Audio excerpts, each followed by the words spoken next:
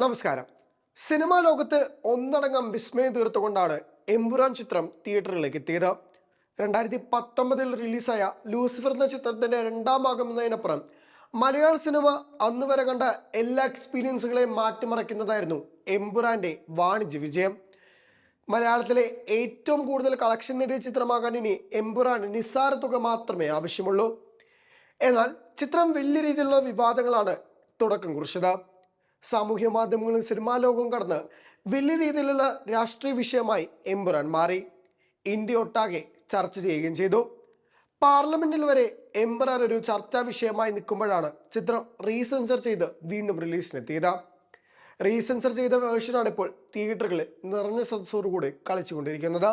ചിത്രത്തിൽ അഭിനയിച്ച മോഹൻലാൽ അടക്കം ചിത്രത്തിന്റെ കണ്ടന്റിനെ കുറിച്ചുള്ള ആശങ്കകൾ അറിയിച്ച് ഫേസ്ബുക്കിൽ കുറിപ്പ് പങ്കുവച്ചിരുന്നു. എന്നാൽ അത്തരം വിവാദങ്ങളെല്ലാം കെട്ടടങ്ങുമ്പോൾ മറ്റൊരു നാട്ടിൽ മറ്റൊരു തരത്തിൽ എമ്പുരാൻ വീണ്ടും ചർച്ചയാവുകയായിരുന്നു. ചിത്രത്തിൽ പരാമർശിക്കുന്ന ഒരു ഡാമിനെ ചുറ്റിപ്പറ്റിയാണ് വീണ്ടും പരാമർശവും വിവാദം ഉണ്ടാകുന്നത്. മുല്ലപ്പെരിയാർ വിഷയവുമായി ബന്ധപ്പെട്ടാണ് ഇപ്പോൾ വിവാദം ചർച്ചയാകുന്നത്.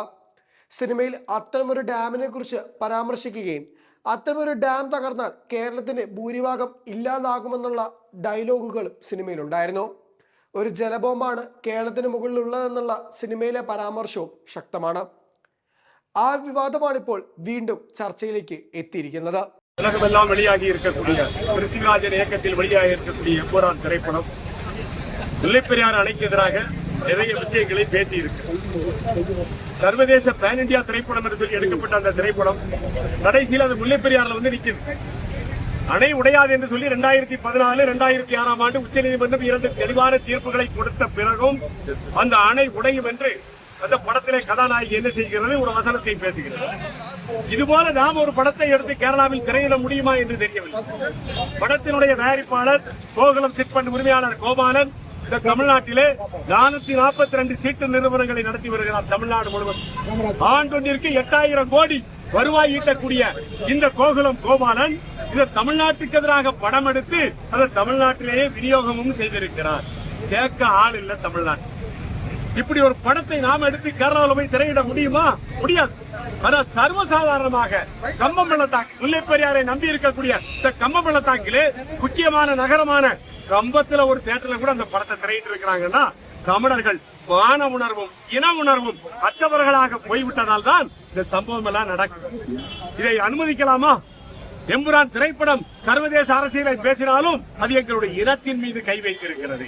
அதனால் இந்த கோகுலம் சிட்பண்ட் கோபாலன் அந்த படத்தினுடைய பெரிய தயாரிப்பாளர், அந்த படத்தினுடைய விநியோகஸ்தர், அவரை என்ன செய்வோம், தமிழகம் முழுவதும் இருக்கக்கூடிய 442 சிட்பண்ட் முன்பாகவும் பல்வேறு அமைப்பு பல்வேறு கட்சிகள் சார்பில் தொடர்ச்சியாக போராட்டம் நடக்க இருக்கிறது. அந்த சிட்பண்டை இழுத்து மூடுறதான் எங்களுடைய பிரதானமான வேலை.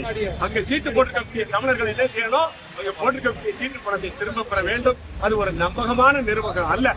காரணம், ஆண்டொன்றிற்கு 8000 கோடி அள்ளிட்டு போயிட்டு இருக்காங்க கேரளாவுக்கு. ₹1 தமிழ்நாட்டுக்கு வருமா? அதுல வராது. முழுக்க முழுக்க தமிழர்களுடைய உழைப்பில அந்த சீட்டு கம்பெனியை நடத்திக்கிட்டு பணம் எங்க போகுது? கேரளாவுக்கு போகுது. இந்த மண்ணில் உழைக்கக்கூடிய ஒருத்தனுடைய பணம் இந்த மண்ணுக்கு பயன்பட்டா தான் அது பொருளாதாரம். அதுதான் நல்ல பொருளாதாரம். அந்த பொருளாதாரத்தை தான் நாங்கள் பேசுகிறோம். அதனால் எம்புரான் திரைப்படத்தை தமிழக அரசு தடை செய்ய வேண்டும். படத்தில் இருக்கக்கூடிய முல்லைப்பெரியாறு அணைக்கு எதிரான காட்சிகளை படக்குழுவினர் நீக்க வேண்டும். எப்படி மோகன்லால் கேரளாவிலே பகிரங்க வருத்தம் தெரிவித்தாரோ அதுபோல இந்த 5 மாவட்டத்தில் இருக்கக்கூடிய பெரியார் பாசன விவசாயிகளிடத்திலே மோகன்லாலும் படக்குழுவும் மன்னிப்பு கேட்கும் வரை, காட்சிகளை நீக்கும் வரை போராட்டம் தொடரும். എമ്പുരാൻ വിഷയങ്ങൾ കെട്ടടങ്ങുന്നില്ല. വീണ്ടും വീണ്ടും സോഷ്യൽ മീഡിയയിലടക്കം ചർച്ചയാവുകയാണ്. സിനിമയിലെ ഉള്ളടക്കം പലരെയും പൊള്ളിച്ചു എന്നുള്ളതും എടുത്തു പറയണം. എന്തുകൊണ്ട് എമ്പുരാൻ ചർച്ചയാകുന്നു എന്നുള്ളതും ഏറ്റവും കൂടുതൽ ആളുകളെ ചിന്തിപ്പിക്കുന്ന കാര്യങ്ങളിലൊന്നാണ്.